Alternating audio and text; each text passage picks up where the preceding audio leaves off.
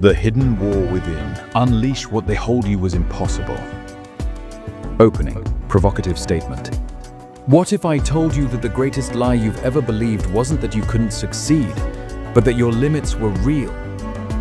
You weren't born to be average, but somewhere along the line you became convinced that struggling, surviving, and silently screaming inside was just life. Not because you lacked the will, not because you didn't try, but because no one ever taught you how to win the war behind your forehead. And if you don't conquer that battlefield, nothing you chase in the world will ever feel like victory. Part 1. The Invisible Prison. Let me tell you about a man named Eli. Eli wasn't weak. He read the books, watched the gurus, tried the morning routines, the journaling, the vision boards. But every night the same truth haunted him. He was still stuck. See, Eli had mastered everything except himself. He had spent years trying to fix his life while never realizing that the real chains were made of invisible beliefs, wired in childhood, reinforced by fear and cloaked in logic. He thought he had a procrastination problem. No, he had a permission problem. He never gave himself permission to want what he truly wanted without guilt. He thought he lacked motivation.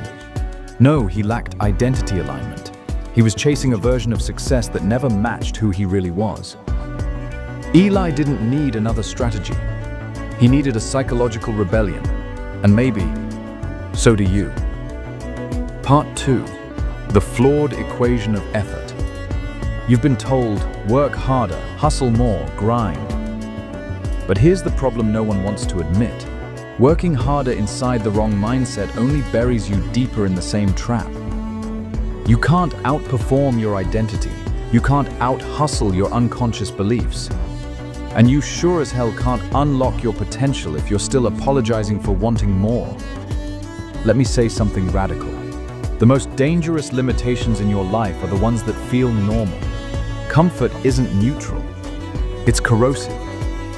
Every time you told yourself, this is just how I am, maybe I'm not cut out for more, it's too late.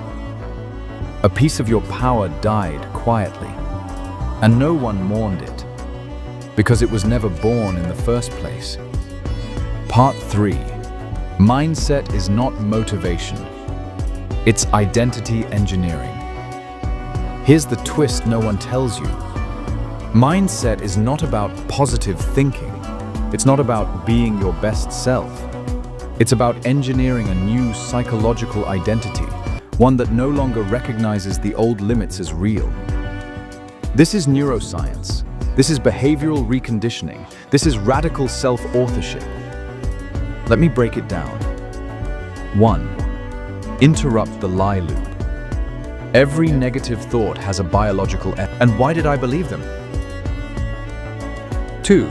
Rewire with identity statements, not affirmations. Those are empty if you don't believe them. I'm talking about evidence-based statements that you live out loud. Instead of saying, I am confident, say, every time I face discomfort, I'm training the version of me I haven't met yet. 3. Expose yourself to unreasonable environments. Your brain takes its cues from surroundings.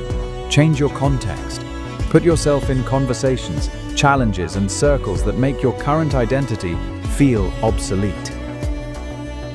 Part 4. From breakdown to breakthrough, transforming setbacks. Let's go deeper.